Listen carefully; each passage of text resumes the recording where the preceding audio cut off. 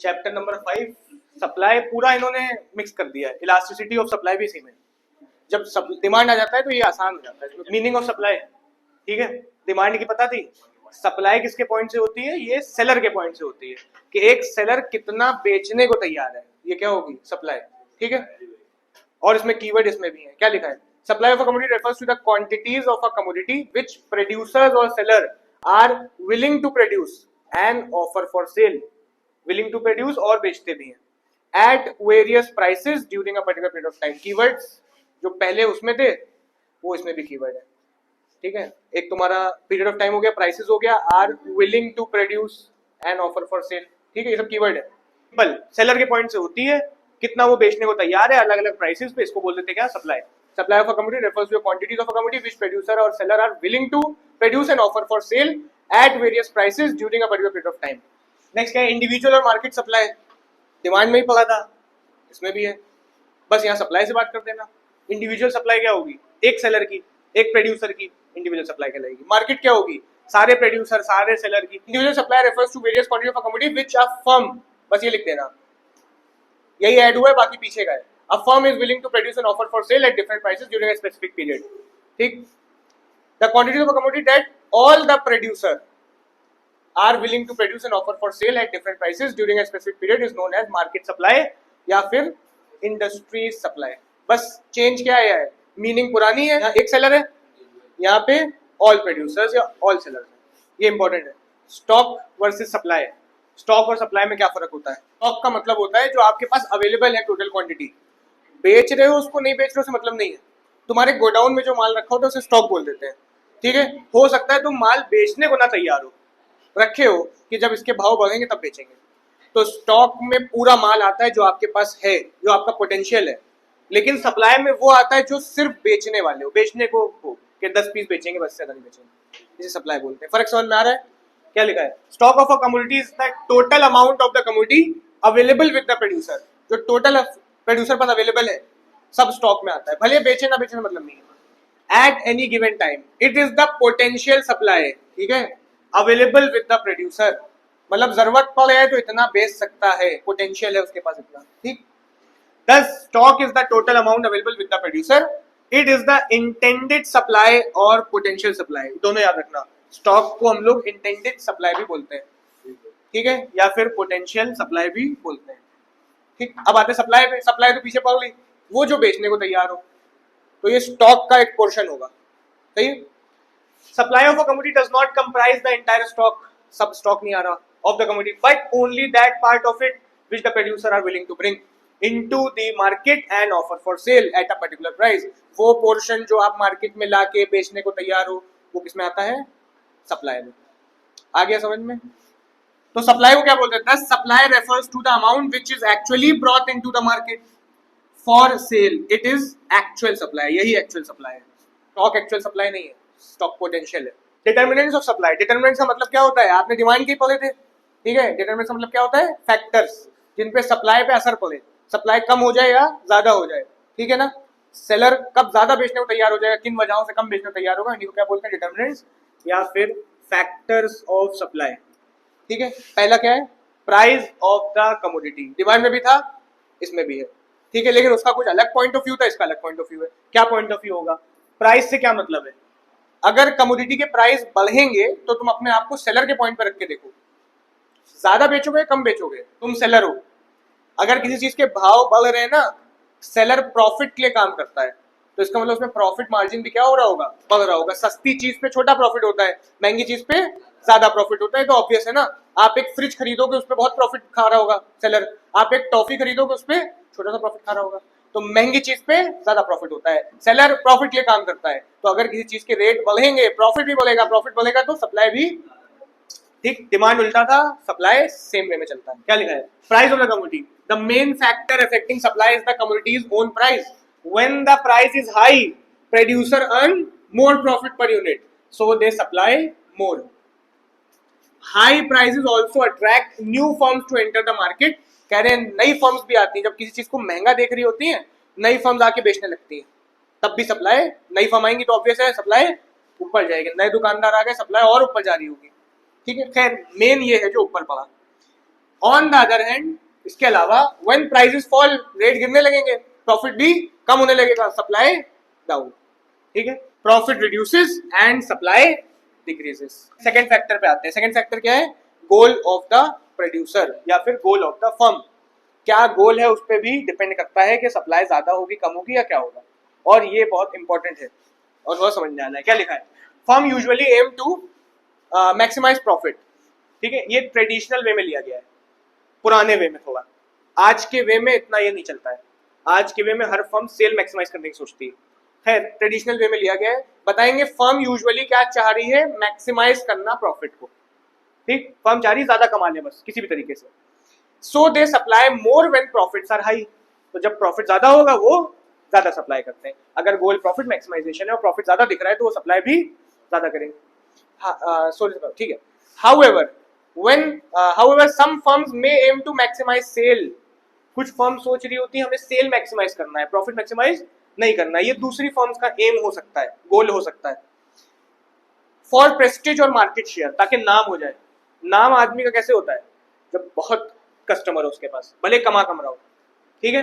तो क्या लिखा है? फॉर प्रेस्टीज और मार्केट शेयर, मार्केट में हिस्सा बन जाए, मार्केट में नाम हो जाए, इसलिए वो ज्यादा बेचना चाह रहा है। Leading them to produce more even if profits are lower, तो तब क्या होगा? प्रॉफिट चाहे कम आ रहा हो लेकिन तब भी सप्लाई ज्यादा होगी, क्योंकि वो सेल मैक्सिमाइज करने की सोच रहा है। समझ में आ रहा है? Second factor. अदर में एम टू मिनिमाइज रिस्क, हो सकता है कुछ फर्म सोच रही हो कि भैया रिस्क नहीं लेना, रिस्क नहीं लेना तो ऑब्वियस हम सप्लाई डाउन रखेंगे, ठीक है, which can leading to producing and supplying less. Goal profit maximisation है, तो जब प्रॉफिट ज्यादा होगा तो सप्लाई भी ज्यादा होगी। अगर गोल सेल मैक्सिमाइजेशन है, तब प्रॉफिट ज्यादा नहीं भी होगा तब भी सप्लाई ज्यादा होगी। और अगर रिस्क मिनिमाइजेशन एम है, रिस्क से बचे रहना है, तो सप्लाई कम रहेगी, ठीक। प्राइसेस ऑफ इनपुट, थर्ड क्या है? इनपुट मतलब लेबर, रॉ मटेरियल, ये सब है ना। तो अगर इनपुट का प्राइस ऊपर जा रहा है तो प्रॉफिट क्या हो रहा होगा? कॉस्ट ऊपर जा रही है तो प्रॉफिट क्या होगा? कम होगा। तो अगर कॉस्ट ऊपर जाएगी तो सप्लाई भी कम हो जाएगी, ठीक है। और कॉस्ट नीचे जा रही है, लेबर सस्ता हो रहा है, रॉ मटेरियल सस्ता हो रहा है, तो सप्लाई बढ़ जाएगी। यही लिखा है।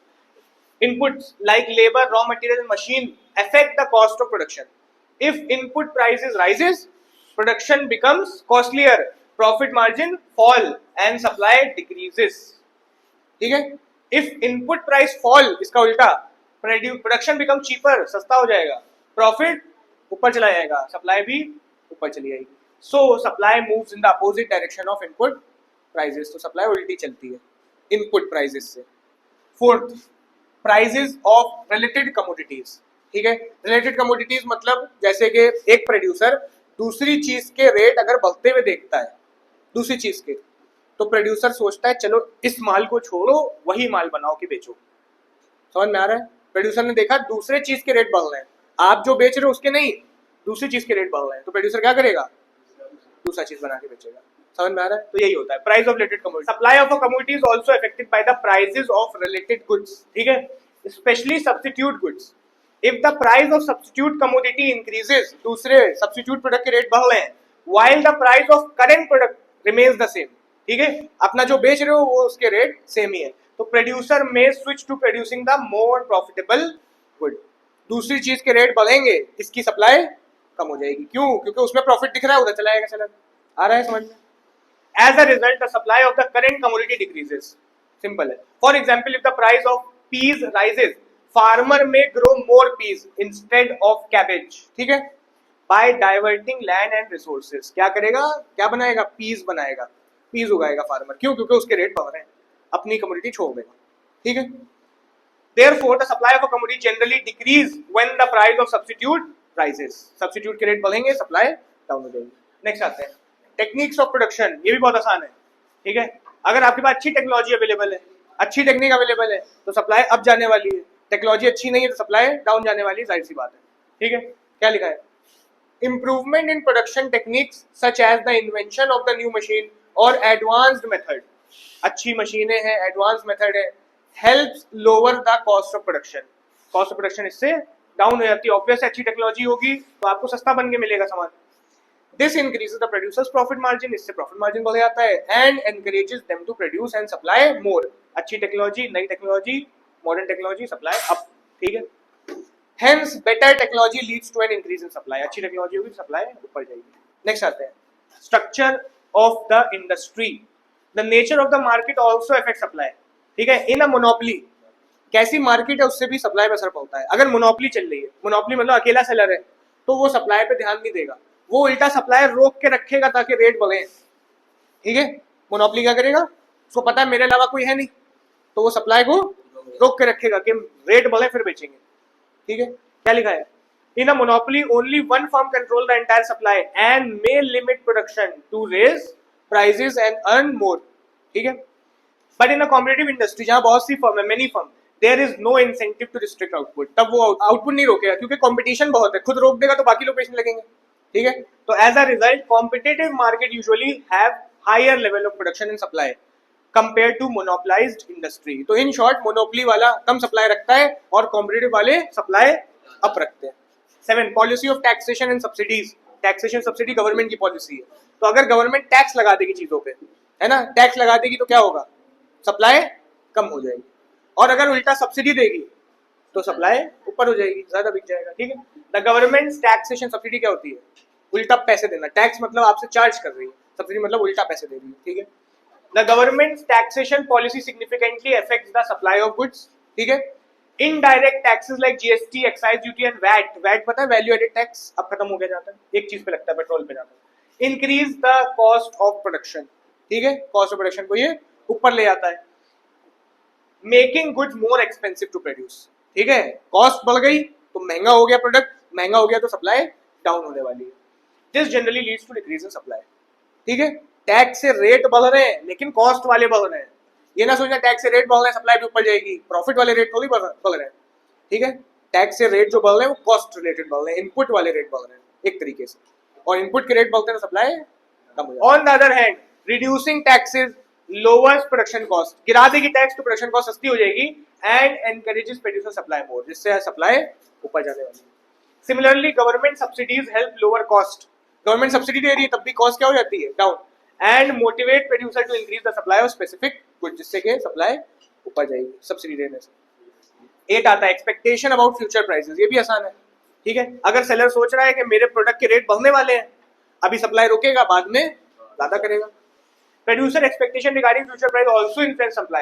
If they expect prices to rise in the future, they may reduce current supply to sell more later at higher prices. ठीक है, बाद में रेट बढ़ेंगे, अभी रोके रहो, जब महंगा होगा तब बेच देंगे. ठीक है, however if a price falls is expected, rate गिरता हुआ नजर आ रहा होगा, तब क्या करेगा, अभी बेच दो, आगे और गिरने वाला है. ठीक है, they will increase supply now to avoid losses in the future. Natural factor, मान लो कभी मॉनसून अच्छा नहीं आया, ठीक है, तो एग्रीकल्चर अच्छा नहीं हुआ, तो ऑब्वियस है सप्लाई डाउन हो जाएगी. मॉनसून अच्छा आ गया तब सप्लाई अप हो जाएगी.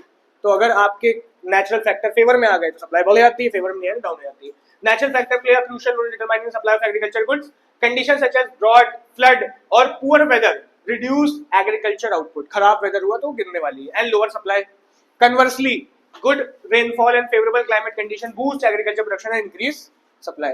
Next, agreement among producer. कभी कभी क्या करते हैं प्रोड्यूसर आपस में एग्रीमेंट कर लेते हैं, चलो आउटपुट को रोक देते हैं, बेचना नहीं, ताकि पूरे मार्केट में भाव क्या हो जाए, बढ़े. तो एग्रीमेंट करेंगे तो सप्लाई डाउन हो सकती है. ठीक है, at times producer may form a group and agree to limit the supply, ठीक है, of a commodity to increase its price and earn higher profit, ज्यादा कमा सके.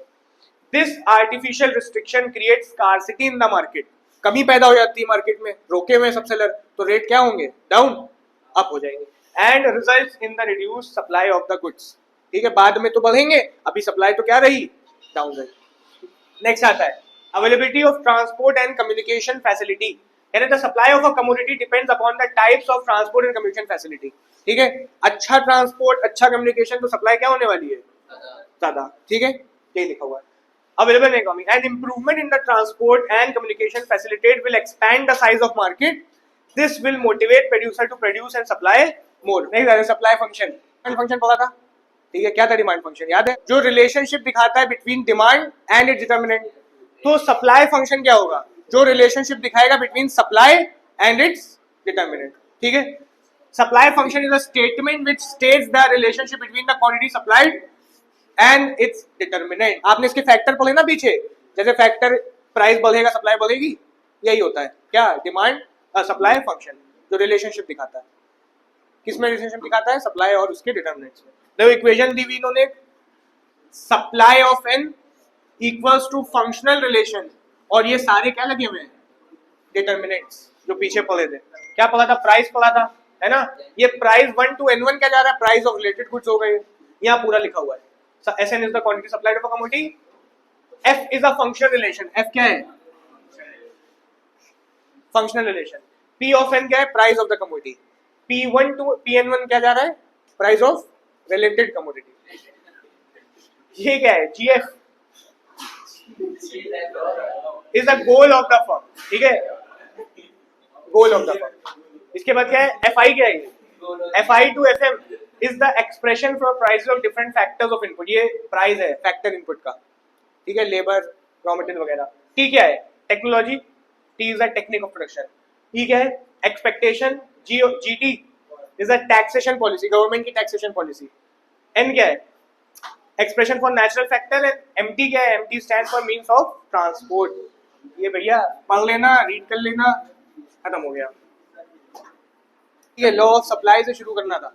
लॉ ऑफ सप्लाई क्या कहता है, सबसे पहले स्टेटमेंट आती है, तो पहली चीज स्टेटमेंट दी हुई है। आपने पढ़ा प्राइस बढ़ेंगे सप्लाई बढ़ जाती है, प्राइस घटेंगे सप्लाई घट जाती है, यही है लॉ ऑफ सप्लाई, कुछ एक्स्ट्रा नहीं है। जैसे डिमांड में था, प्राइस बढ़ने से डिमांड घट रही थी, बस इसमें उल्टा प्रोड्यूसर के पॉइंट से बात करी। Law of supply states that other things remaining the same, ये बात बार बार इंपॉर्टेंट होती लिखना, other things remaining same. The quantity of any commodity that firm will produce and offer for sale rises with rise in its price, rate बढ़ेंगे supply बढ़ेगी, and falls with fall in its price, rate गिरेंगे supply down हो जाएगी, simple. Other things remaining constant लिख देना, बात हो जाएगी। तो देखो रीड के लिए है, अजम्पशन है नॉर्मली है, आपने अजम्पशन लिखने सीखे थे। अजम्पशन लिखने में क्या करा जाता है, जितने भी फैक्टर्स आपने पढ़े होते हैं उनको कांस्टेंट लिख दिया जाता है, ठीक है ना। क्या लिखा है, the law of supply assumes other things remaining the same, यानी अदर थिंग्स रिमेनिंग सेम, इसको सेट्रिस पेरिबस बोलते हैं, डिमांड में भी था, other things remaining the same. These other things refer to factors affecting supply other than the commodity's own price, खुद के price के अलावा जितने फैक्टर है सबको क्या बोल देना, कांस्टेंट। क्या क्या लिख सकते हो, एक तो लिख देना, बाकी तुम पीछे फैक्टर्स लिख सकते हो। प्राइस ऑफ रिलेटेड गुड्स, है ना, रिलेटेड गुड्स के प्राइस से असर पड़ता है सप्लाई पे, पड़ता है, price of related goods is constant. Technology से पड़ता है ना, टेक्नोलॉजी अच्छी आ जाए तो सप्लाई बढ़ जाती है, तो उसको भी क्या बोल देंगे, कांस्टेंट। और जितने भी फैक्टर थे प्राइस के अलावा सबको लिख सकते हो, पीछे पढ़े थे आपने। इनपुट प्राइसेस कांस्टेंट, ठीक है, और गवर्नमेंट की policies constant, goal of the firm remain the same. हाँ हाँ, गवर्नमेंट की पॉलिसी में आ गया, ठीक है। खैर जो पीछे आपने फैक्टर पढ़े उनको लिख सकते हो, पूछना इसमें, सही है। स्टेटमेंट के बाद अजम्पशन, अजम्पशन के बाद क्या जाता है, स्केड्यूल। स्केड्यूल मतलब टैबुलर रिप्रेजेंटेशन, है ना, वही लिखा हुआ है। सप्लाई स्केड्यूल क्या होगा, supply schedule is a tabular statement showing various quantities which producer are willing to produce and sell at various alternative prices during a given period of time. Tabular statement है, बाकी पूरी supply की बात कहती है। Various quantities which producer are willing to produce and sell at various alternative prices during a given period of time. Supply की meaning जो पढ़ी थी वही है, बस उसका स्केड्यूल है, ठीक है।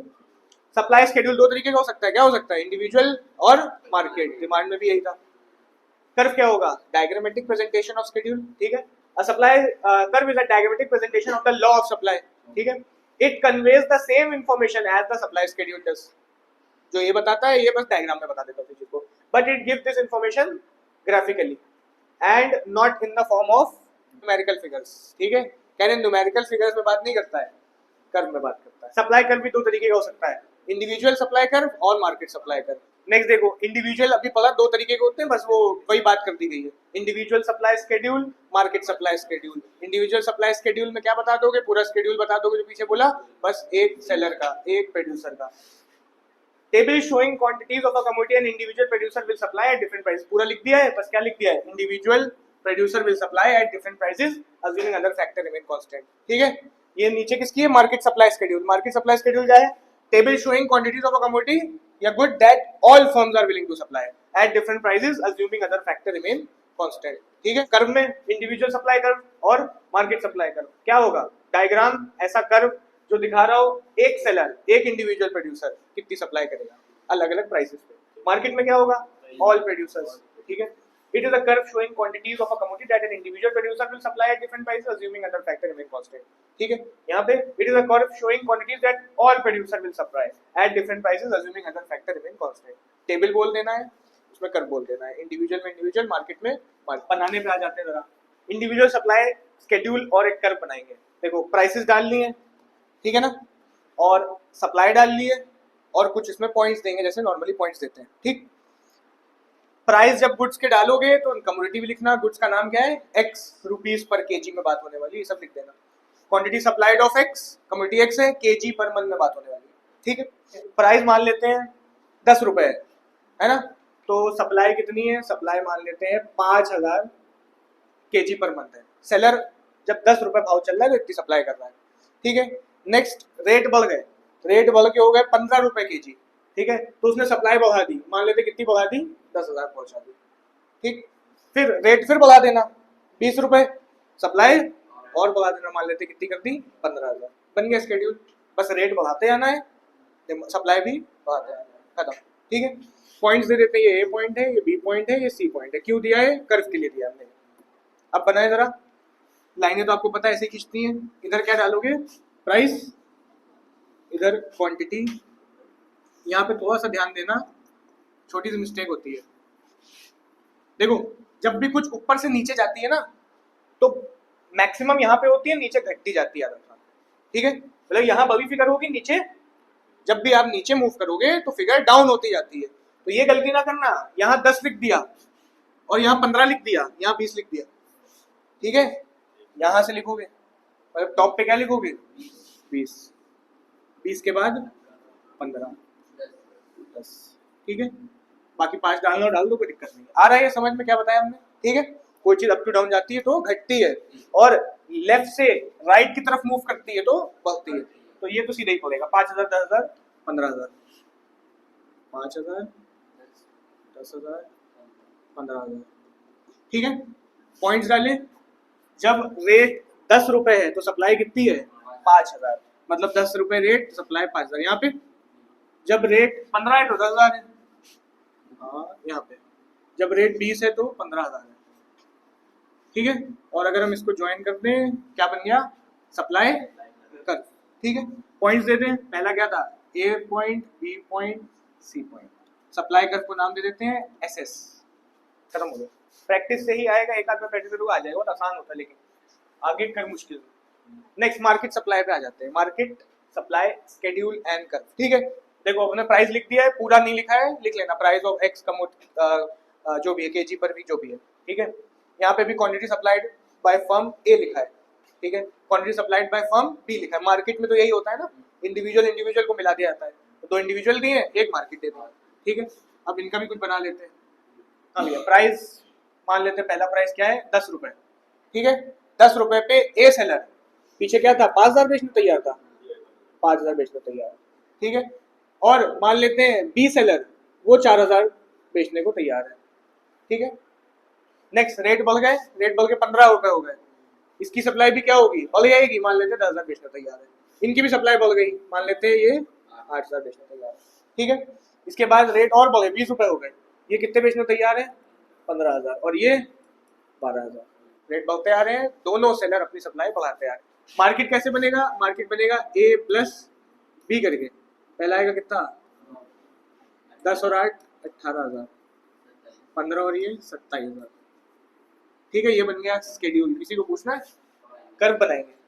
पहले हम बनाएंगे हाउस होल्ड ए का, हाउस होल्ड क्या है, सॉरी, सेलर ए का, फिर बनाएंगे सेलर बी का, उसके बाद बनाएंगे किसका, मार्केट का, ठीक है। रेट क्या करना है, आके घटाने आना है, 20 रुपए, 15 रुपए, 10 रुपए, ठीक है।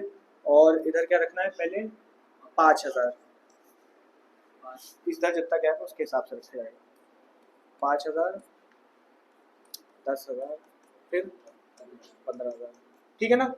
पॉइंट्स डाल दिए जाएंगे, बन जाएगा। अभी पीछे बनाया था आपने, 10 रुपए पे 5,000 कर रहा है, 5 रुपए 15 रुपए पे 10,000 कर रहा है, 20 रुपए रेट पे थे ये 15, ठीक है। SS of house hold a, इधर प्राइस लिख देना, इधर क्वांटिटी सप्लाइड। लेबलिंग पूरी करना, ये सब ना छोड़ देना। हाँ, ये बी सेलर का आ गया, वाई ओ, रेट वैसे ही 20 रुपए, 15 रुपए, 10 रुपए, 4,000 इसने करी है, 8,000 करी है, 12,000 लमसम करी है। सही है, गैप थोड़े से ऊपर नीचे होगा। खैर 4 पे 20 रुपए रेट था, इसने 12,000 करी थी। कुछ यहाँ पे 15 है तो इसने 8,000 करी, 10 पे इसने 4,000 करी, और पॉइंट ज्वाइन कर देंगे, बन जाएगा क्या, supply curve of seller B. अब मार्केट पे आते हैं। मार्केट का क्या होगा, इनका समेशन, ठीक है, दोनों से मिलके बनेगा। ये थ्योरी लाइन नहीं, नॉर्मली सीधी ही जाएगी, तो इस थ्योरी होगी, ठीक है। अब मार्केट का ध्यान से डालना, अमाउंट तो वैसे ही पड़ेगा 20 है ना, 15, उसके बाद 10। नीचे क्या लिखोगे, किसका है ये, क्वांटिटी सप्लाइड मार्केट की, है ना, A प्लस बी, यहाँ लिख देना quantity supplied of market, that is A plus B, जो कि प्राइस है। अब इधर कैसे डाले हैं, पहली चीज देखो, आपने 9,000, 8,000, 27 कोशिश करनी ज्यादा बनाने पहले तो इसमें, है ना, 27 तक जा रहा है पूरा पूरा, दे दिए। पहला अमाउंट हम डालते हैं यहाँ पे, नॉर्मली 5,000 डालना चाहिए, 5,000 लेके चले थे, और हेड थी उसकी जहां तक 9,000 थी। अगला हम डालते 10,000, ठीक है, और उससे जस्ट थोड़ा सा पहले हम डालते थे कितना, 9,000, ठीक है। 5,000 डाला, फिर 10,000 डाला, उससे जरा सा पहले क्या डाल दिया, 9,000 पे दिखा दिया। उसके बाद हम 15 डाल देते हैं, एक ऑर्डर में चल रहे 5,000, 10,000, तुम 9 डाल देना, कोई दिक्कत नहीं है, ठीक है। 15 डाला, 15 के बाद एक 20 डाल देते हैं, और 20 से पहले क्या डाल दें, 18,000, ठीक है, थोड़ा ज्यादा पहले। ये सब अमाउंट लेके चलना। पर क्या होगा, एक डाल देते हैं 25 किलो, 25,000, है ना। उसके बाद एक थोड़ा सा आगे बनाते क्या, 27, गैप थोड़ा सा अच्छा आ जाए इसलिए हमने ऐसे करा है। 5,000, 10,000, 15,000, 20,000, 25,000, और जो मेन मेन अपने पॉइंट्स हैं उनको शो कर दिया। 9 को कहाँ शो करा, 10 से थोड़ा सा पहले, है ना। 18 को कहाँ शो करा, 20 से थोड़ा पहले, है ना। और फिर क्या करना था हमें, 27 शो करना था हमने 25 के बाद, ठीक है। इससे कर्व का शेप सही आ जाता है। अब देखो बनाते हैं, पहले भाव पे 20 रुपए पे कितनी होगी, 27,000, है ना। 20 पे कितनी होगी, 27,000, मतलब 20 पे 27, कुछ यहाँ पे पॉइंट आएगा, ठीक है, 20, 27 सही आ रहा है पॉइंट, ठीक है। नेक्स्ट पॉइंट क्या आएगा, रेट गिर के 15 हो गए होंगे तो सप्लाई भी डाउन चली गई होगी, कितनी गई, 18, सही है।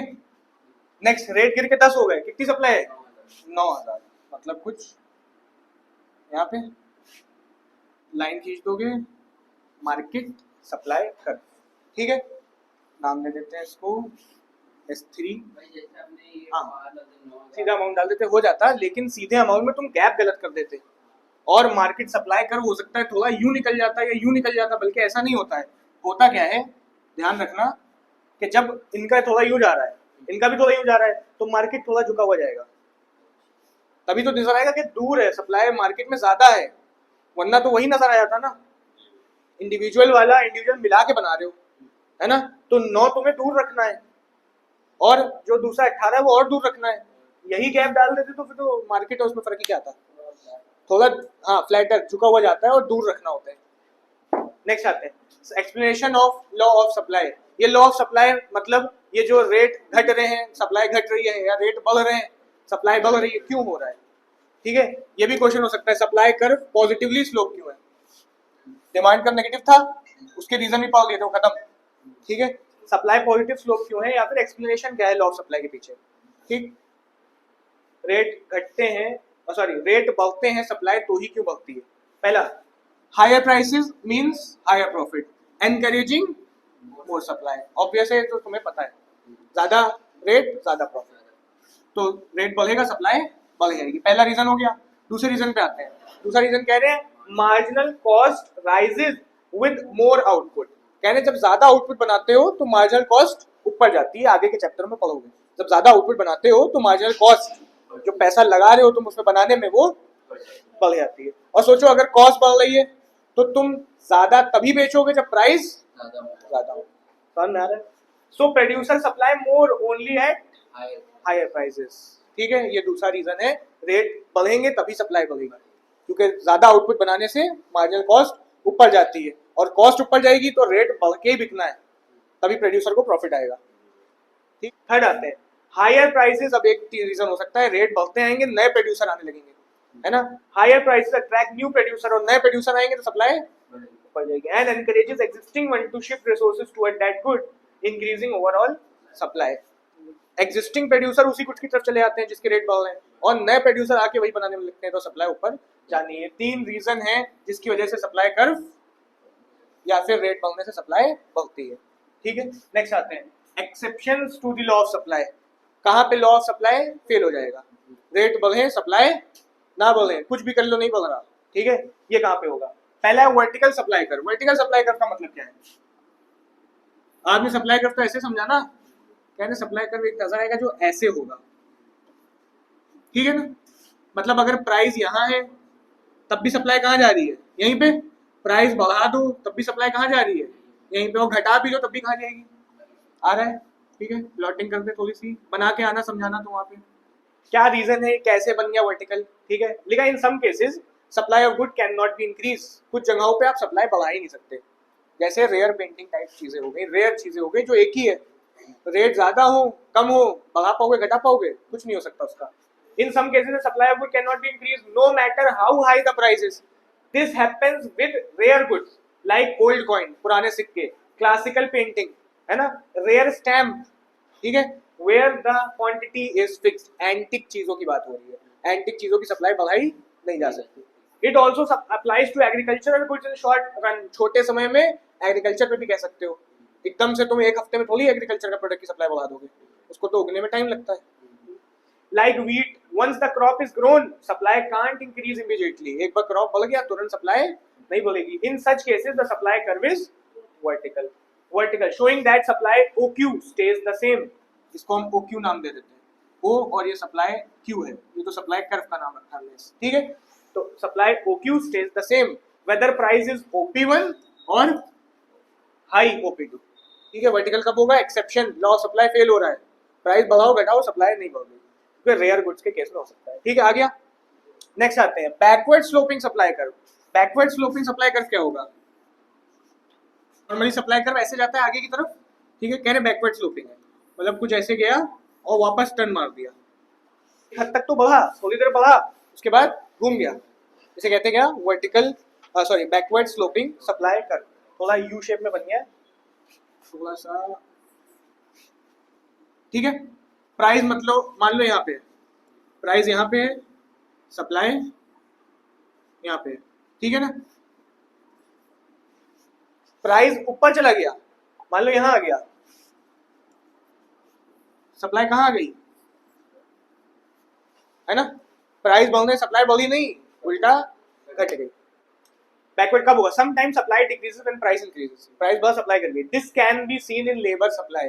लेबर के केस में देखने को मिलता है। At first as wages rises, इनकी सैलरी, इनकी जो भी दिहाड़ी है बढ़ रही है, people work more to earn extra. शुरुआत में यहाँ से प्राइस ऊपर जाएंगे तो इनकी सप्लाई बढ़ेगी, है ना। But beyond a certain wage level, फिर एक हद के बाद they may work less to enjoy more leisure.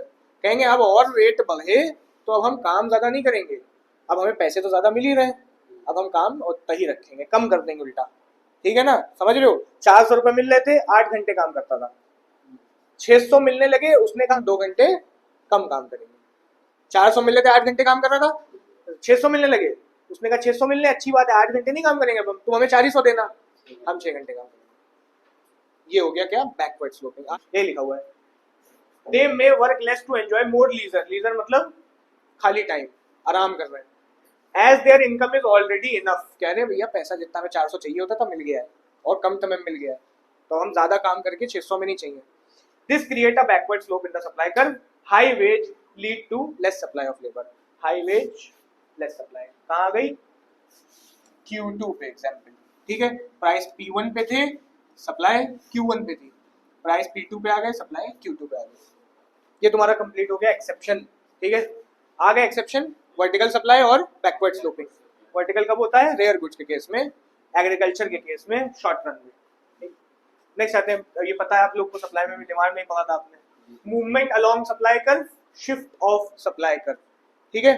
Movement along supply curve क्या होगा, एक ही सप्लाई कर्व में अप डाउन, ठीक है। इसको हम लोग दूसरा नाम क्या देंगे, change in quantity supplied, shift of supply curve, ठीक है। मतलब पूरा पूरा सप्लाई कर्व क्या हो जाएगा, शिफ्ट, राइट या लेफ्ट। इसको नाम दिया जाता है चेंज इन सप्लाई।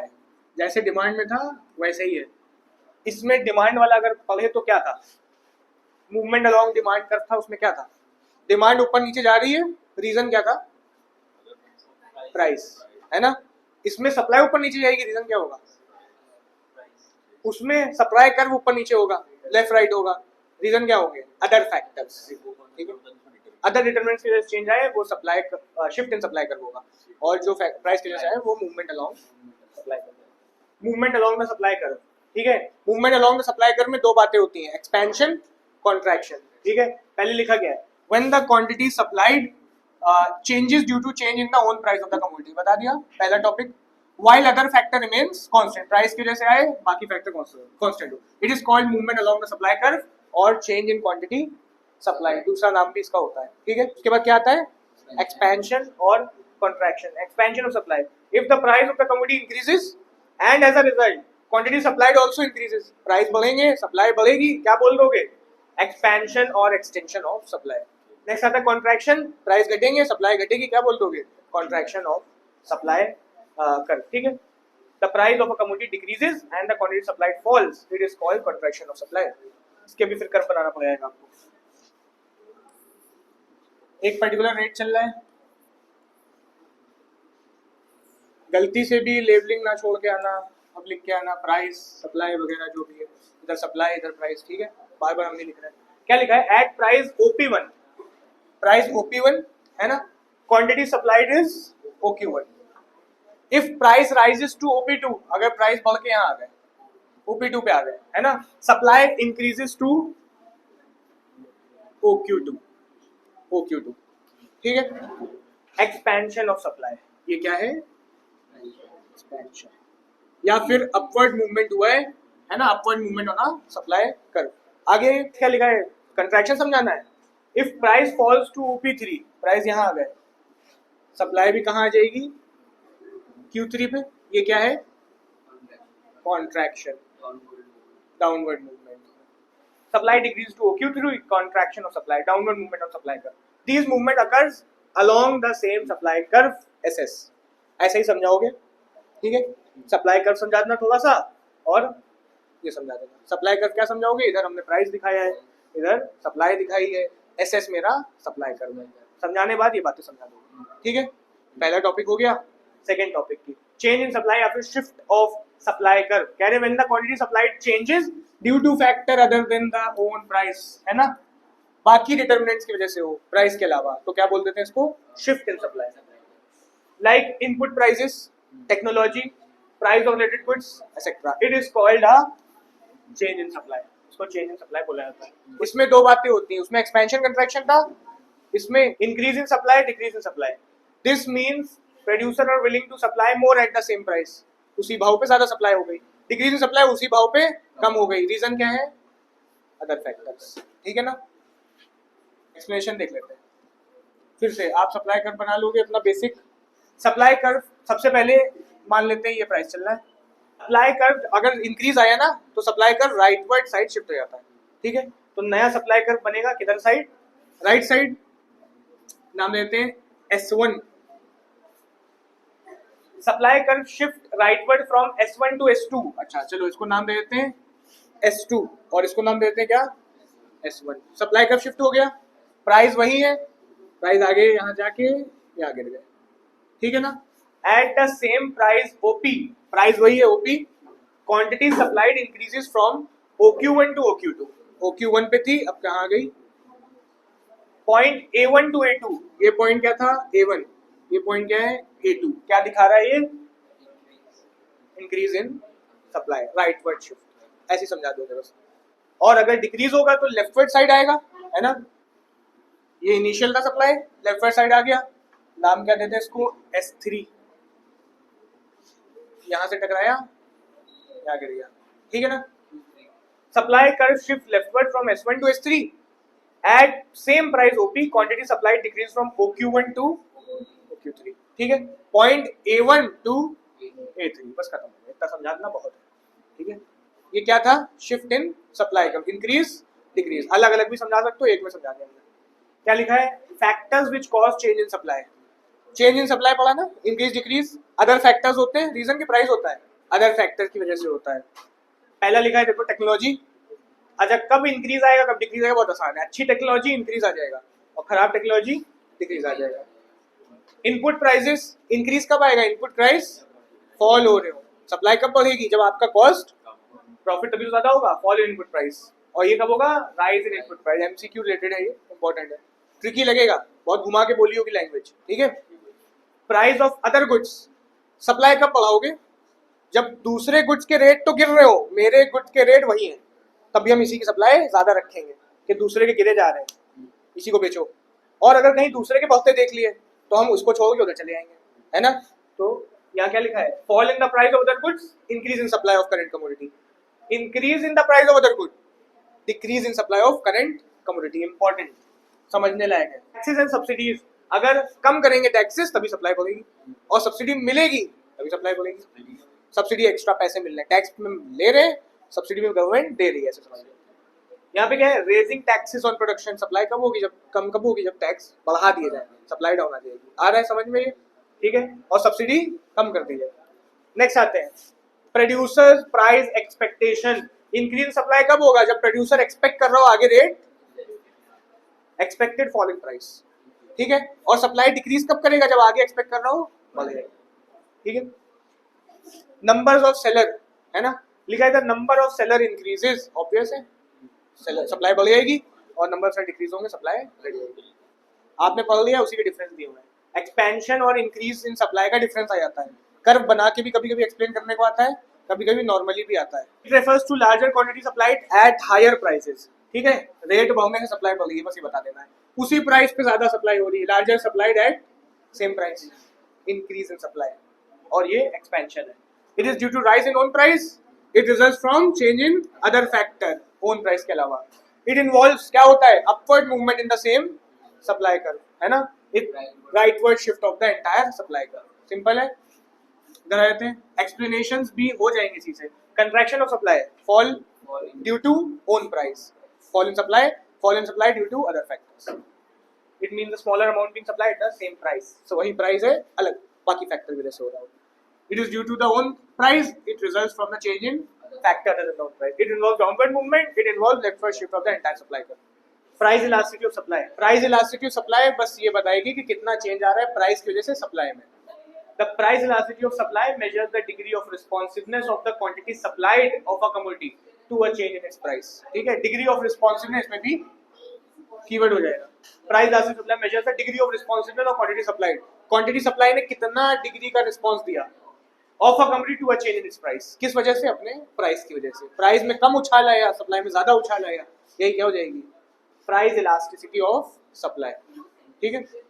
नीचे वही बात लिखी है, It measures the sensitivity of quantity supplied of a commodity to a change in its price. वही बात को थोड़ी अलग भाषा में लिख दिया है। सेंसिटिविटी कितनी है सप्लाई में प्राइस की वजह से, प्राइस कितना बढ़ रहा है, सप्लाई कितनी बढ़ रही है, कम बढ़ रही है, बराबर बढ़ रही, ज्यादा बढ़ रही है, ये और कुछ नहीं इसमें, ठीक है। मीनिंग नेक्स्ट आते हैं, पीछे सप्लाई वाले डिमांड वाले चैप्टर में क्या पढ़ा था, प्राइस इलास्टिसिटी पढ़ा था, उसकी डिग्रीज पढ़ेगी, तो इसमें भी यही है, प्राइस इलास्टिसिटी ऑफ सप्लाई और उसकी डिग्रीज। पहली क्या है, perfectly elastic supply, perfectly elastic, elastic का जहां मतलब है समझ जाना चेंज आ रहा है ज्यादा, और परफेक्टली लग जाए तो एकदम फुल ऑन चेंज आ गया, इनफिनाइट चेंज आ गया, ठीक है।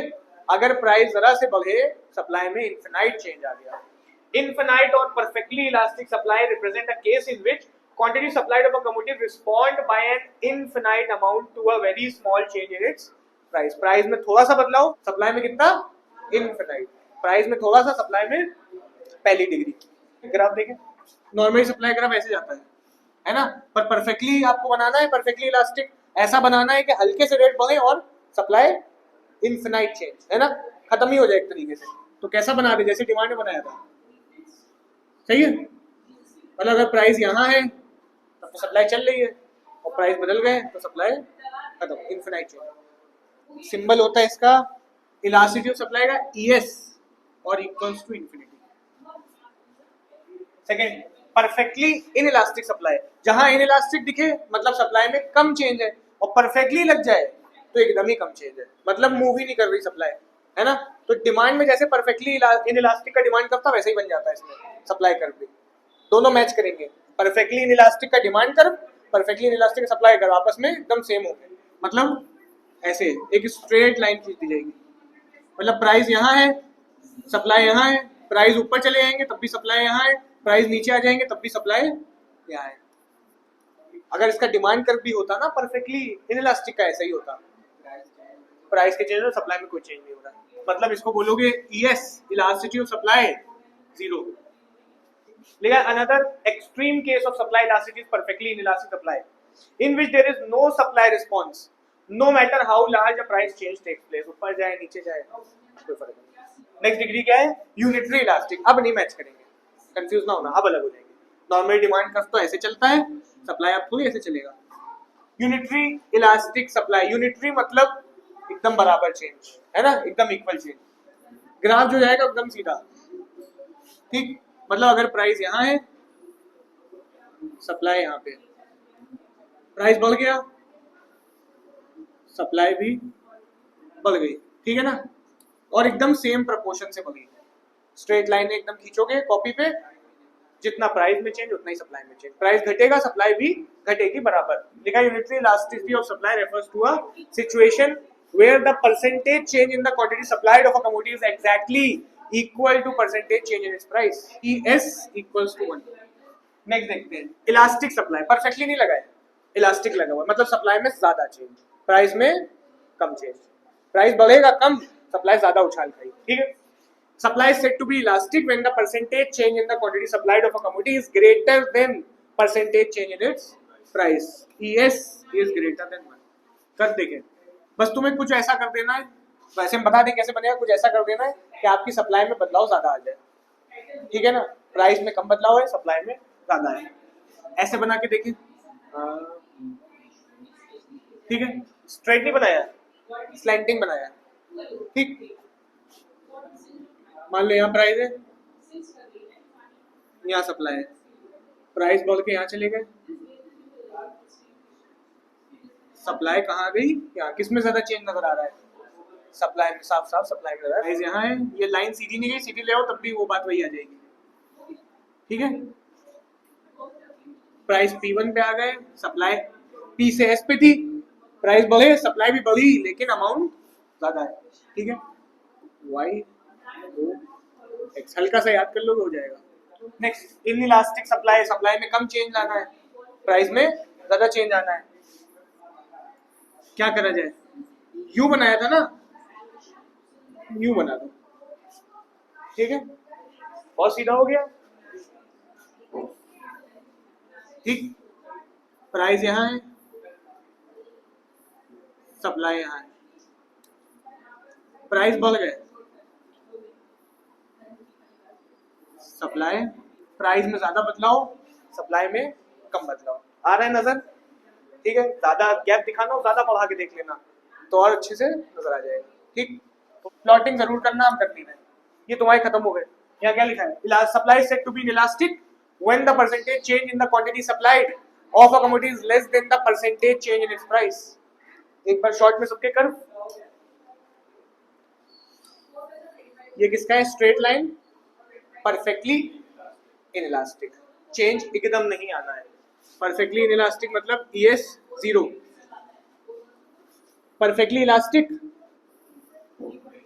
ठीक है। प्राइस यहाँ है, सप्लाई यहाँ है, प्राइस बढ़ा, सप्लाई खत्म, ES इक्वल्स टू इंफिनिटी, ठीक। कोई दिक्कत, क्या बन गया, एकदम यहाँ से हम निकले ओरिजिन से, ठीक है ना, यूनिट बन जाता है, यूनिटरी, ES इक्वल्स टू 1, ठीक है। नेक्स्ट बनाए ES ग्रेटर देन 1, बस ये यहाँ से आता है ना, यू निकाल देना, हाँ ओरिजिन से बनाओ ना, बनाओ सब, ओरिजिन से बना दो, मतलब कनेक्ट ये गिरेगा ओरिजिन पे, इसका अगर खींच दोगे ना, कहाँ गिरेगा, हाँ हाँ, इसको खींच दोगे ओरिजिन के आगे निकला जा रहा है, ठीक है, तो ये ज्यादा वाला हो जाएगा, इसको क्या बोलेंगे, ई एस ग्रेटर देन 1। ठीक है, कौन सा बच गया, लेस देन 1। कैसे बना देना है, थोड़ा सा स्टैंडिंग, यहाँ आया प्राइस देखिए इतना बढ़ा, सप्लाई कम बढ़ी, ई एस लेस देन 1। ये पांचों आपके ग्राफ हो गए। कोई नेक्स्ट आता है मेजरमेंट ऑफ इलास्टिसिटी सप्लाई। अब वही न्यूमेरिकल की बात करेंगे, नापा कैसे जाएगा। ठीक है, दो मेथड चलेंगे, एक आपका परसेंटेज मेथड चलेगा, एक ज्योमेट्रिक या फिर पॉइंट मेथड चलेगा। ठीक है, परसेंटेज मेथड न्यूमेरिकल टाइप होगा, ज्योमेट्रिक समझाने वाला ही आएगा। Well, we can measure the elasticity supply by two methods, namely percentage and geometric और point। डिमांड में भी यही थे दो, एक टोटल एक्सपेंडिचर भी था उसके अंदर, है ना। टोटल एक्सपेंडिचर में न्यूमेरिकल नहीं पढ़े थे आपने डिमांड में, इसमें बस दो ही बचे। ठीक, परसेंटेज मेथड पे आ जाते हैं। क्या फॉर्मूला बनेगा, सिंबल क्या है, यस है ना, इक्वल्स टू क्या बनाओगे, परसेंटेज चेंज इन डिमांड के supply, supply quantity supplied upon percentage change in price. ये इसका बनेगा क्या फॉर्मूला, परसेंटेज मेथड का। बस डिमांड वाले में यहाँ डिमांड रख दिया गया था, इसमें सप्लाई रख दी गई। ठीक है, थोड़ा सा ओपन करें, अगर हम परसेंटेज इतना पहले ओपन करें, इतना डेराइव, अगर पूरा फॉर्मूला एक डेराइव कर रहे हैं, ठीक है, इतना अगर ओपन करोगे तो लिखा जाएगा चेंज इन सप्लाई। सप्लाई किससे नोट हो रही है, क्यू से नोट कर रहे हैं, change in supply upon initial supply. ठीक है, change in supply upon initial supply, ये निकालने के लिए सिर्फ परसेंटेज, किसी चीज की परसेंटेज कैसे निकलती है, बदलाव रखो, अपॉन में उसका इनिशियल रखो, इनटू कर दो किससे, 100 से। फिर क्या निकालना है, परसेंटेज चेंज इन प्राइस में भी यही होगा, change in price upon price into 100। सही है, 0 0 आपस में कट गए, change in quantity upon quantity, change in price upon price आपस में डिवाइड में है। इसका लास्ट अगर और सॉल्व करोगे तो यही बन जाएगा, सीधे से लिख देना, change in quantity upon change in price into initial price upon initial quantity. ये फॉर्मूला चलेगा और कहीं कहीं पे ये चलेगा। ये बीच का एक डेरिवेशन, एक स्टेप और है पर इतना लिख दोगे चल जाता है। मेन फॉर्मूला ये है और ये है। ठीक है, ये इसको डिटेल कर देंगे, इसके बाद न्यूमेरिकल लास्ट में देख लेंगे। नेक्स्ट आता है तुम्हारा ज्योमेट्रिक मेथड। परसेंटेज मेथड में बस वही फॉर्मूला लगा के सॉल्व होना है। ज्योमेट्रिक मेथड आना, कह रहे हैं ज्योमेट्रिक मेथड क्या है, ज्योमेट्रिक मेथड और पॉइंट मेथड इसको कहते हैं। Measure elasticity of supply at a specific point, किसी पॉइंट पे नापेगा, on the supply curve. Example, ये सप्लाई कर्व है मेरा, हमने कहा इस पॉइंट की यार इलास्टिसिटी नाप दो, इलास्टिक है, इनइलास्टिक है, यूनिट है, इस पॉइंट की नाप दो। तो किस पॉइंट से नापेगा, किस मेथड से, ज्योमेट्रिक मेथड। अब नंबरिंग थोड़ी है ना, नंबरिंग थोड़ी परसेंटेज मेथड लगाओ, नंबर दिए हो तो लगाओ, पॉइंट का नापना है, किसी पर्टिकुलर पॉइंट पे सप्लाई कर्व में इलास्टिसिटी नापनी है तो ज्योमेट्रिक मेथड या पॉइंट मेथड लगेगा। क्वेश्चन आया था ज्योमेट्रिक मेथड को एक्सप्लेन करो, इलास्टिसिटी ज्योमेट्रिक मेथड से एक्सप्लेन करो, कैसे करोगे। कर्व एक्सप्लेन करने आ रहे हैं, लीनियर मतलब स्ट्रेट लाइन वाला, ठीक, कर्व वाले अभी नहीं है।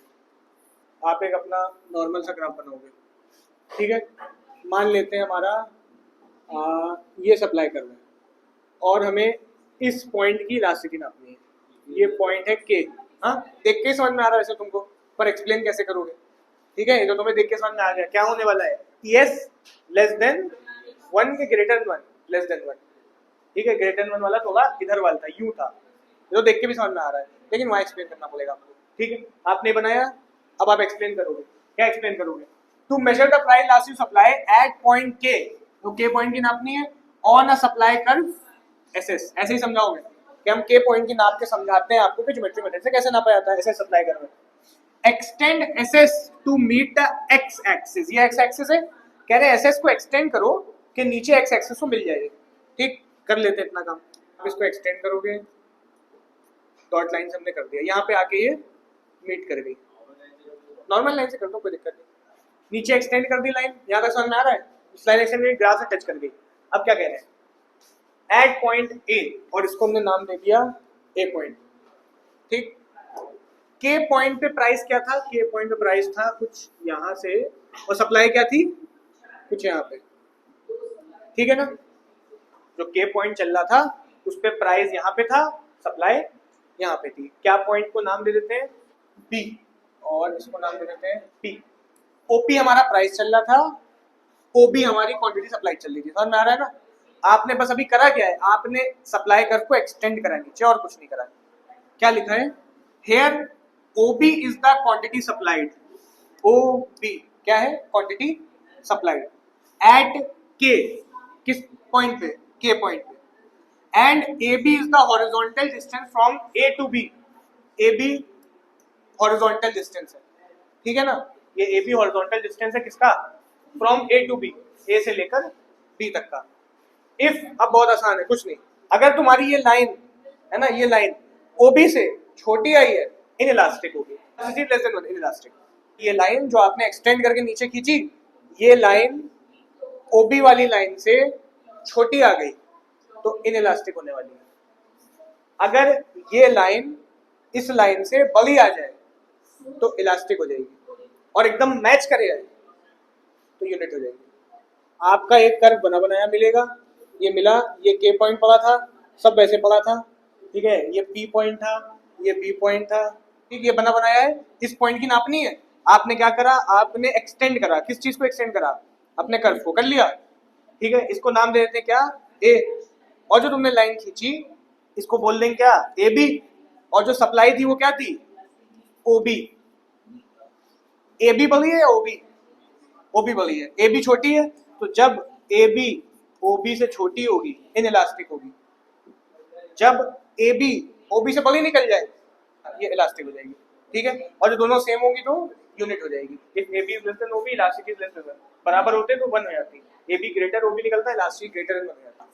थोड़ा और समझाया इन्होंने, कह रहे पैनल 2 देख लो, पैनल 2 मतलब एक और बनाना पड़ेगा, दो सप्लाई कर्व डाल दिए, एक मेरा सप्लाई कर्व ये जा रहा है, एक मेरा सप्लाई कर्व ये जा रहा है, ठीक है, बुक के पॉइंट्स हम प्लॉट कर दे रहे हैं, ठीक है, इतना प्लॉट करा, दो बस सप्लाई कर्व इसमें हमने ऐड करे, बाकी कुछ नहीं है, एक सप्लाई कर्व सीधा है, एक ऐसे कर दिया है। अब इसमें समझाएंगे, क्या समझाएंगे, काम वही करना होगा, पहले आप एक्सटेंड करोगे, कौन सा करें, इनके अकॉर्डिंग कर लेते हैं। इन पैनल 2 सेकंड ग्राफ में, if S1 meets the X axis, S1 ये S1 है, ये अगर एक्स एक्सिस से मीट कर है, यहाँ आ गया है ना, दोनों मैच कर रहे हैं, ऑब्वियस है, यही होगा।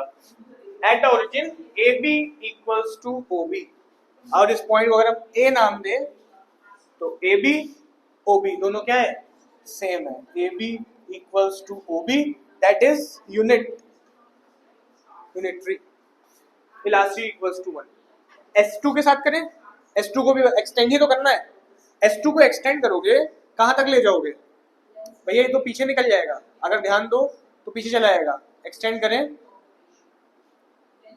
ठीक है ना, यहां गिरा, इधर वाल गिरा बल्कि, ठीक, अगर इस पॉइंट को नाम देते, वही ए नाम दे देते इस पॉइंट को, तो क्या होगा, इस बार देखो तो ए बी ओ बी से क्या है, बड़ा है ना, जो लाइन आपने एक्सटेंड करी नीचे आके मिली, ए बी ओ बी से बड़ी है, क्या हो जाएगी, A B is greater than O B and elasticity is greater than 1, elastic point आपको समझाना है, एक यूनिट एक ऐसे एक ऐसे, ठीक, मैं एक्सटेंड करके और एक्सप्लेनेशन ऐसे ही लिखना शॉर्ट में, ग्राफ मेन है, ग्राफ ऐसे ही बनेगा।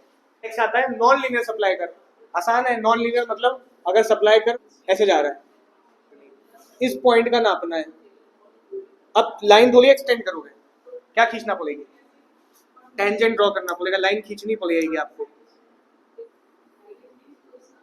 देख लिए, अगर पहले इनिशियल डाल लें, यहाँ प्राइस है, यहाँ जा रही है, ओ नाम दे देते हैं और इसको बी नाम दे देते हैं, ठीक है, आपने जो ड्रॉ करी, ठीक, क्या हो रहा है, आपने जो ड्रॉ करी वो छोटी है, इन इलास्टिक कंप्लीट हो गया, नॉन लीनियर में लाइन टेंजेंट ड्रॉ कर देना है, for a non linear supply curve elastic point at a point is measured by drawing a tangent at that point, क्योंकि सप्लाई कर सीधा नहीं है, हमने ड्रॉ कर दी line, extend the tangent to meet the X axis at point A, then वही बात, A B छोटी है, इन इलास्टिक हो जाएगी, है ना, बराबर होती यूनिट हो जाती, बड़ी होती इलास्टिक हो जाती, ये तो मैं एक्सप्लेन करके ना, सॉल्व नहीं करना है, यूनिटरी बनता तो टेंजेंट जो खींचता हूँ यहाँ से स्ट्रेट आ जाता बस, मतलब सप्लाई का वैसा होता गोली आकार का, ये पॉइंट आ रहा है, तो उसमें टेंजेंट खींचा हुआ ऐसे निकल गया, है ना, क्या हो जाती यूनिट, न्यूमेरिकल बच्चे खत्म हो गया, लिखा if an increase in the price, फॉर्मूले भी जो पीछे देखे वही लगेंगे, increase in the price of a ball point from 40 to 50 result in an increase in the quantity supplied of pen from 1000 to 1500, what is the elasticity of supply, elasticity supply निकालनी है, formula पहले लिख लेना, ES equals to change in quantity supplied upon change in price into initial price upon initial quantity. Initial मतलब पुराना, है ना? Change in quantity कितनी है? 1000 से 1500 पहुंच गया, change in quantity 500. Change in price कितना है? 10. ओल्ड प्राइस कितना है? 40. ओल्ड क्वांटिटी कितनी है? 1000. बस सॉल्व करना रह गया. ठीक है, 0 0 कट गया, ये 0 0 कट गया, ये 0 0 कट गया, 5 1 जा 5 2 जा 2 1 जा 2 2 जा. इलास्टिक. सेकंड प्रॉब्लम देखते हैं. क्या कह रही सेकंड प्रॉब्लम? कह रहे हैं the price of a commodity is 10 rupees per unit and its quantity supply at this price is 500 unit. If its price falls by 10%, quantity supplied falls to 400. Calculate its price. वही लगाना है. क्या है? Change in quantity upon change in price into price upon quantity. सही है. Change in quantity कितनी है?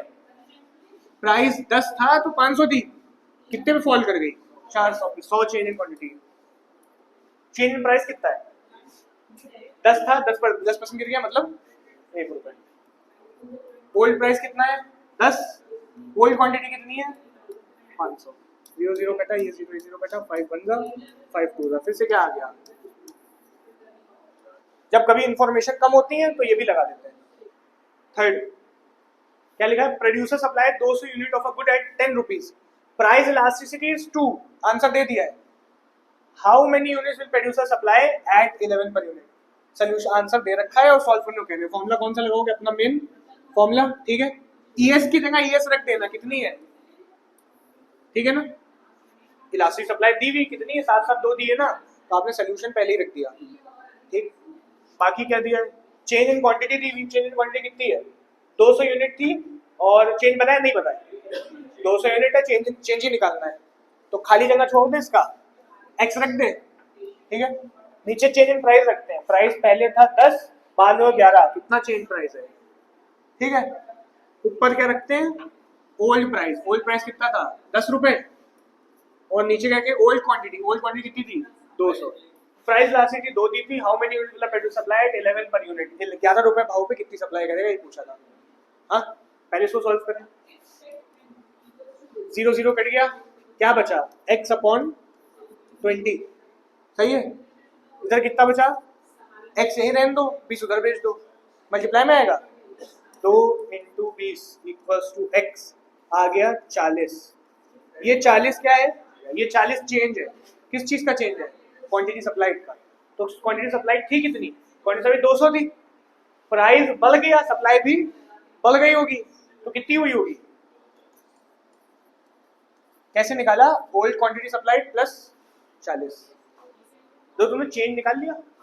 Change निकालने के बाद जोड़ दिया उसके अंदर पुरानी क्वांटिटी में, तो हाउ मेनी आ गई? मेन जो पूछा था देखो, तो 40 रुपए रेट बोले हैं. सप्लाई भी बढ़ी होगी, 200 थी, 40 चेंज है, मतलब 240. ठीक है. क्या कह रहा है? Quantity supplied for commodity at price 8 is 400. इस price elasticity is true. Calculate the price at which the quantity supplied will be 600 unit. फिर से मेन फॉर्मूला लगाओगे. Elasticity supply equals to change in quantity change in price into price upon quantity. ES कितनी दी हुई है? 7 7 दी हुई है. Solution दिया है, कितना दिया है? 2. लिखा है 2. चेंज इन क्वांटिटी कितनी दी है? 400 पहले थी, 600 हो गई, 200. चेंज इन प्राइस दिया है क्या? नहीं दिया है. 8 दिया था. कह रहे हैं आप निकालो price at which. New price निकालना है, तो ऑब्वियसली चेंज तो नहीं पता होगा ना. खाली रख दे x. पुराना प्राइस दिया है 8 रुपए. पुरानी क्वांटिटी दी है 400. 1 टाइम्स 2 टाइम्स 200 से काट दिया सीधे हमने. 2 1 टाइम्स 2 4 टाइम्स. सही है. क्या बचा? 2 equals to 4 upon x. x इधर भेज दो, क्या हो जाएगा? 2x equals to 4. सही. अब 2 उधर भेज दो, मतलब हो जाएगा x इक्वल्स टू 4/2. 2 1 जा 2 जा. x का आंसर आया कितना? मतलब x अगर 2 आया है, क्या है x माने थे? ये प्राइस में कितना बदलाव आया है? 2 रुपए का. अच्छा, बढ़ा होगा घटा होगा? सप्लाई बढ़ गई है, प्राइस भी बढ़ा होगा, तो न्यू प्राइस कितना होगा? 10 रुपए. निकाला 8 + 2. आगे producer supplies 400 units of commodity at 10. Price last फिल दी हुई है. How many units will producer supply 20 rupees. Solve नहीं करना, सेम ही है. ठीक है. तुम्हें क्या, तुम्हें देखो सीरीज 400 यूनिट बताई है, प्राइस बता दिया है. प्राइस इलास्टिसिटी 1.25 दी हुई, बस कैलकुलेशन में थोड़ा सा फर्क आएगा। आपसे पूछा 20 रुपए पे कितनी करेगा, कर दें या हो जाएगा, कर दें। 1.25 इलास्टिसिटी है, चेंज इन क्वांटिटी कितना है नहीं पता ना, वही तो निकालनी है ना, चेंज इन क्वांटिटी निकालनी है, एक्स रखते हैं। चेंज इन प्राइस 10, पुराना प्राइस 10, पुरानी क्वांटिटी 400, सॉल्व करो, 0 0 कट गया और कुछ नहीं कट रहा। 1.25 इक्वल्स टू एक्स अपॉन 40 इंटू 10 कितना हो जाएगा 400, एक्स इधर रहने दो, 400 इधर भेज दो। 1.25 इंटू 400 इक्वल्स टू एक्स, ठीक है, कितना आ जाएगा 500, मल्टीप्लाई कर देना। चेंज कितना है क्वांटिटी में 500, तो पहले 400 थी, रेट बढ़े हैं तो कितनी हो जाएगी 900, ठीक समझे। 900 कैसे निकाली, 500 का बदलाव है, 400 पहले थी तो 9 प्लस कर दो, ये न्यू क्वांटिटी है। नेक्स्ट देखिए, with the fall in the price of a commodity from 10 to 8 the quantity supplied of a commodity falls by 500, rate गिरा 500 से गिर गई, प्राइस इलास्टिसिटी 2 है, calculate the quantity supplied to this commodity at the price of 8 rupees, quantity supplied निकालनी है, change दिया हुआ है, ठीक है, चेंज दिया है, क्वांटिटी सप्लाई निकालनी है। फॉर्मूला पुट ऑन करोगे, देखो ईएस कितना डाल दिया इन्होंने, 702 दिया, 2 डाल दिया, चेंज इन क्वांटिटी कितना दिया था 500, है ना, the quantity supply of commodity falls by, change ही दिया हुआ सीधे सीधे 500 चेंज है, रेट कितने से गिरा 10 से 2, ओल्ड प्राइस कितना है, ओल्ड प्राइस है 10 रुपए, नई क्वांटिटी पुरानी क्वांटिटी निकालनी है, ठीक है, calculate the quantity supplied of this eight ₹8, ठीक, सॉल्व कर दोगे वैसे ही 1250 आ रहा है, ये जो सॉल्व करके आया है पुरानी क्वांटिटी आई है, इन्होंने पूछा क्या है, quantity supplied of this commodity at price 8, price के बदलने से क्वांटिटी में जो चेंज आया उतना चेंज पे बताओ, खाली चेंज नहीं पूरा, कितनी 8 रुपए कितनी सप्लाई होगी, रेट घटे हैं सप्लाई भी घटी होगी, तो 500 1250 में 500 माइनस जाएगी, बचे कितनी 750, 500 unit per commodity are supplied at a price of 5 rupees per unit, at what price 600 unit per commodity will be supplied, same ही है, बस एक चीज गायब कर करके सॉल्व करा रहे हैं, ठीक है, ट्राई कर लेना, करा नहीं लेना। गिवन ES इक्वल्स टू 3, फिर से आंसर दे रखा है, अच्छा ES डाल दिया 3, प्राइस दे रखा है 40, प्राइस ऑफ P1 ये क्या होगा, ये पुराना प्राइस होगा नया प्राइस होगा, P पुराना प्राइस, P1 नया प्राइस, ठीक है ना, चेंज इन Q दिया हुआ है 150, how many units of the commodity will be supplied eight P1, question की लैंग्वेज बदल दी, वही सेम दिया हुआ है, ठीक है, चेंज इन प्राइस कितना है, चेंज इन क्वांटिटी कितना है 150, यहाँ क्या रखते हैं, फॉर्मूला जरूर लिखना, फॉर्मूले के नंबर है, फॉर्मूला लिखोगे अलग, ठीक है, फॉर्मूला लिख के सॉल्व करोगे, चेंज इन नीचे प्राइस रखना कितना है 2, पुराना प्राइस कितना है 40, है ना, पुरानी क्वांटिटी कितनी है नहीं पता, है ना, पूछ यही रहे वो कि नई क्वांटिटी कितनी वो बताओ, पहले पुरानी निकाल ले फिर नई बता देंगे, क्यों सॉल्व करें, क्या बनेगा 150 इंटू 40, 2 1 20 का, ये आ जाएगा 3000, ऑन में क्या रहेगा क्यू उधर भेज दोगे वो डिवाइड में आ जाएगा, मतलब 3000 डिवाइड बाय 3, 3 1 3 1000, क्यू आई 1000, ये पुरानी क्यू है, आपको नहीं निकालनी है, तो रेट बढ़ा है, क्वांटिटी भी बढ़ी होगी, 1000 और 150 मतलब कितनी 1150, ठीक, जो क्वेश्चन पूछ रहा है उसके अकॉर्डिंग वर्क कर देना, जो पूछा वो आंसर है, तुम निकाल लोगे, छोड़ ना देना बीच में, फिर निकाल लिया कैसा छोड़ दिया, जो पूछा है पूरा पूरा सॉल्व कर लेना, ठीक है, खत्म हो गया चैप्टर, जिसको आगे जा सकता है एक बार लीनियर वाला फिर से बता रहे हैं, करोगे आप क्या करना, एक कर्व बना लेना, पॉइंट्स कुछ भी देना, अभी हम सोल्यूशन के हिसाब से देंगे, ठीक, मान लेते हैं हम पहले इस कर्व को एक्सप्लेन कर दे रहे हैं, ठीक है, हम कह रहे हैं पॉइंट मेथड चल रहा है ना, के पॉइंट की इलास्टिसिटी समझाएं, ठीक, के पॉइंट की बताओ इलास्टिसिटी क्या है, इलास्टिक है, इनइलास्टिक है, यूनिट है, क्या है, ठीक, आपने अगर लाइन पहले दिखा दी OYX, ये बोल देते हैं, इसको B बोल देते हैं, इसको at OP price quantity supplied is OB, ये एक बेसिक सा आपका कर्व रेडी है, अब के पॉइंट की इलास्टिसिटी हम नापने वाले हैं, ठीक है, आपको क्या करना है, आपको इसकी लाइन एक्सटेंड करनी है, सप्लाई कर्व की आपने एक्सटेंड करी और नीचे टच करा देना एक्स एक्सिस से, टच कराई, इसको हम नाम देते हैं पॉइंट A, ठीक है, अब बस काम खत्म हो गया, आपने जो एक्सटेंड करी है उसकी आपको पहले लिख लेना पॉइंट, उसका पॉइंट क्या है AB, और आपकी सप्लाई का पॉइंट क्या है, ओबी, सप्लाई का पॉइंट ओबी है और आपने जो एक्सटेंड करा उसका एबी है, ठीक है, समझ में आ रहा है। अब सबसे पहले लिखा गया है to measure price elasticity supply at point K on the supply curve SS, SS supply curve में पॉइंट के पे नापने वाले, extend SS to meet the X axis, आप एक्सटेंड कर दो ताकि एक्स एक्सिस से मिल जाए at point A, point A पे मिल गई, ठीक है। इलास्टिसिटी इज कैलकुलेटेड, अब बहुत आसान है, एक्सटेंड करने पर कुछ बचा ही नहीं है, कहते बहुत आसान है। Here OB is quantity supplied, OB क्या है, quantity supplied at K and AB is the horizontal distance from A to B, और OB तो सप्लाइड है, AB हॉरिजॉन्टल डिस्टेंस है, मतलब हॉरिजॉन्टल स्ट्रेट डिस्टेंस है किसके बीच, A और B के बीच, ठीक है, कुछ नहीं है वो।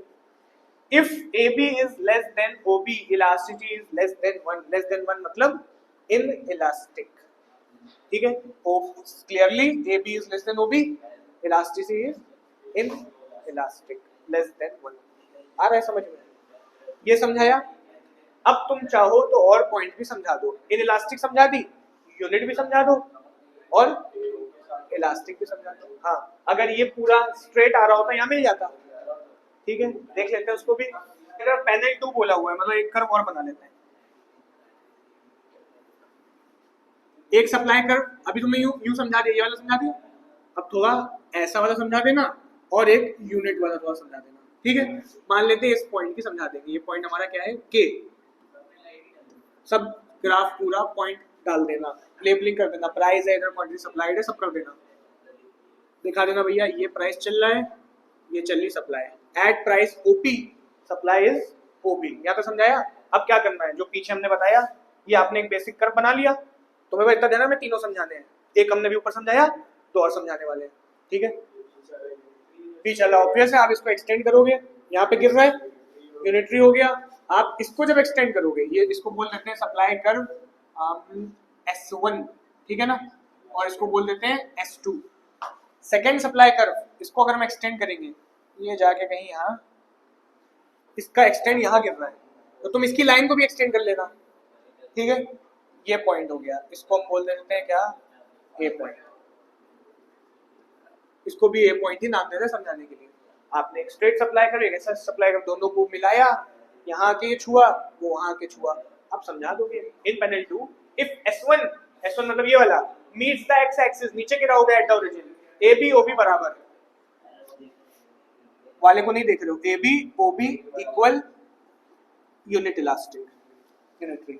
Next if S2 meets the X axis, S2 को गिरा दो, पूरा गिराया, पूरा कहाँ मिला, आके पीछे वाल मिला, साफ समझ में आ रहा है। इसका जो AB है, इसको ना देखना, इसका जो AB है ये OB से बड़ा है, इलास्टिक।